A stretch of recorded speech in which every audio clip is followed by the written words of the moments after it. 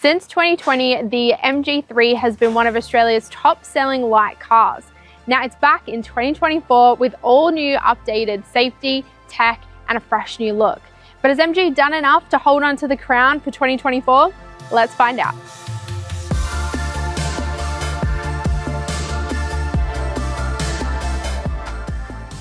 The MG3 first launched down under in 2016, appealing to buyers with its affordable sticker price. Since then, it has only increased in popularity, and as of the first 4 months of 2024, it has 47% market share within the light car segment. It outsells the Mazda 2, the Suzuki Swift, the Toyota Yaris, and the Kia Rio. This year, the MG3 will join the Toyota Yaris in offering customers the option of a hybrid powertrain. Now, MG Australia says that the hybrid model against the petrol will be able to save customers around 28% fuel economy. We're going to find out when we take it for a drive a little later just how it really fared. However, nothing comes for free, and with its new bits and bobs, the 2024 MG3 will start from $23,990 before on-road costs, and is due to arrive in the hands of customers towards the middle of 2024. Hi, my name's Jade, and I'm a marketplace journalist here at Drive.com.au, and it's my job to help you find your next car. Now, whether you're looking for an MG3 or whatever your heart desires, all you have to do is go on to drive.com.au/marketplace. Simply type in the make and model that you're after and browse thousands of new, demo, and used cars right at your fingertips. The 2024 MG3 has 4 variants for customers to choose from. You've got the Excite or the Essence trim and the option of either a petrol or hybrid engine. If you've test driven or perhaps even own a previous generation MG3, you'll realize that this model is a serious step up. And I'm not talking just by looks, it definitely feels better to drive, which we'll touch on a little bit later, and packs a whole lot more safety. This here is the MG3 Excite Hybrid. So you've got the base trim with the hybrid engine. So everything that we have in here will be standard across the range. Starting at the bottom, you've got a carbon fiber looking diffuser as well as a black front grille, and it's hard to miss this large MG logo on the front. Now, the Excite models will get halogen headlights and LED daytime running lights. Now, if we come along to the side, standard across the entire MG3 range, you have got 16-inch alloy wheels as well as color-coded side mirrors. Its side profile is fairly on trend with other vehicles within its segment, and with its dynamic styling and swoopier roofline, it's definitely improvement over the previous MG3. The back has been completely redesigned. You get horizontal tail lights as well as rear parking sensors and this textured diffuser. Now, for those playing at home, you also do get a reversing camera, and that sits just under here.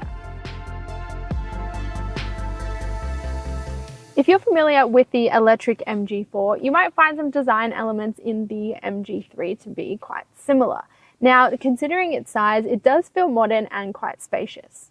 Starting with the most obvious features, drivers will get a 10.25-inch infotainment system as well as a 7-inch digital instrument cluster. The steering wheel has these 2 buttons on either side, which can be customized inside the infotainment system, which make the MG3 feel quite personable. Speaking of the infotainment system, it is quite responsive and a massive step up from the previous generation MG3. And even the MG4, it was a little bit laggy, but it seems like they've fixed that up. Underneath the infotainment system, you've got your climate controls, access to the home screen, as well as your volume up and down buttons. Now, one thing that I did find quite annoying is you couldn't access the climate control unless you were not in Apple CarPlay. There is also a shortcut on your steering wheel that you can do for climate controls, but that doesn't work inside Apple CarPlay either. So if you do want to access climate controls when you are using Apple CarPlay, you do have to click the home button and then find the climate controls. Underneath your climate controls, you've got 2 air vents here as well as your hazard lights. Now, just under here, you've got your USB ports as well as 2 cup holders, which use the separator to create them. Now, if you're like me and can't stop yourself from getting a cheeky drive-through fries, then they will fit very comfortably in here as well. Now, I have an iPhone 13 Pro Max, and one thing that I really did like is that I can plug my phone in using Apple CarPlay with the cable, and it will comfortably fit in this storage bin here, and it won't jiggle around while I'm driving. Now, in the center tunnel here, you do have this transmission shifter, which is only for the hybrid models. You'll have a traditional transmission shifter when you go for the petrol models. You do have this electronic parking brake, this auto hold function, as well as your drive modes, which I'll touch on later when we take it for a spin. Now in the center console, you do have this retractable little storage thing, and you can customize this to add an extra cup holder. And under here, you can even fit a small size handbag. Now MG has also added enough room in here that you can fit day-to-day little knickknacks in your glove box, as well as enough room to fit a small drink bottle in the door bin. Now one cool feature that I did like is that you now have soft touch on the dash, and this is actually real stitching, so it's a nice personal touch for the MG3. Now it is worth mentioning this model does not come with a sunglass holder, so if you're like me and always have a pair of sunnies with you, you will have to find alternative storage options. Now customers who do opt for the Excite model will get these fabric seats. Now they do have this orange stitching which continues, as well as this nice little pattern in here. Now one feature that I thought was a little bit odd is that MG has moved the door unlock and lock buttons to the side here. I've never seen it in a car before, so let me know in the comments, does this exist in any other car, and what do you think of it? In the back seat, MG has got 3 top tether points and 2 ISOFIX points, but you'd be lucky if you can fit 2 car seats comfortably in the back here. Now, that would be the same for adults. I'd struggle to see how 3 full-size adults could fit in here comfortably for long periods of time. Now, that's not a dig at MG, it's just based on the size of the car, so if you are looking at taking adults for long distances, you might want to size up to the MG4. Otherwise, if you're pretty comfortable just taking you and your best pal, the MG3 is the perfect option. There are limited storage options in the back. You don't have any seat back pockets, and you only do have 1 USB port and air vents. And also, underneath that, there's a small storage container. Now, passengers in the back here will get access to a small bottle holder in the door bin, but aside from that, you haven't even got a center armrest. I'm 165 centimeters and the driver's seat is in my seating position, so I've got a fair bit amount of room. However, I'm quite small, so if you do have tall friends or tall passengers, just might want to bear that in mind. To open the boot is really easy. There's just a button underneath here and you have to manually open it. However, closing the boot I found really hard. You do really have to slam it, otherwise the front instrument cluster will tell you that the boot is open. Owners will get 292 litres of boot space and a tyre repair kit for the hybrid models and a spare tyre for the petrol models. Now, the boot space is slightly larger than the Mazda 2, but not as big as the Kia Rio. Now, on my trip here to Sydney, I managed to fit a medium-sized suitcase as well as a overnight bag in here and still had a tiny little bit of room. So it is enough for day-to-day activities and perhaps maybe an overnight trip. Now, the boot itself is fairly limited to what it does offer. You do have this little light here as well as this boot lid. Now, if you are looking for more space in the back, you can fold the second row of seats down. Now, it doesn't split and it doesn't fold flat, so depending on what you're looking to carry, it can be a little bit annoying. Now, the way to fold the seats flat is also a little bit inconvenient. You have to click the latch on both sides and then fold the seat down. Now, let's close the boot and go for a drive.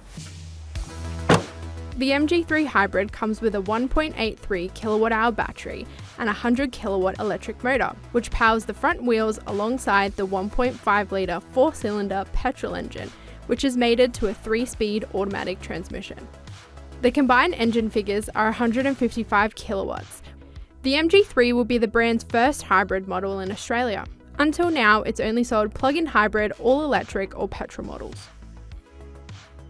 You've got 155 kilowatts of power, but what does that actually mean? Well, compared to the previous MG3, which had 82 kilowatts of power, this almost doubles it. So it feels really punchy off the line, and that combination of the petrol and hybrid engine gives you that little bit more punch when you're leaving the traffic light.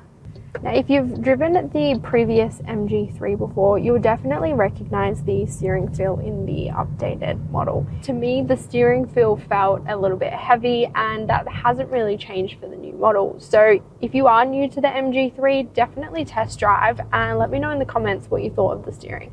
Now, I had to play around with the regen settings. You have high, medium, and low, and I found the most comfortable driving experience for me was low, which I think kind of defeats the purpose of having a hybrid car in the first place. So play around with it. The reason why I say that I preferred low is because medium and high, to me, the pedals felt quite responsive, and whenever I would take my foot off the accelerator, it felt pretty harsh to brake.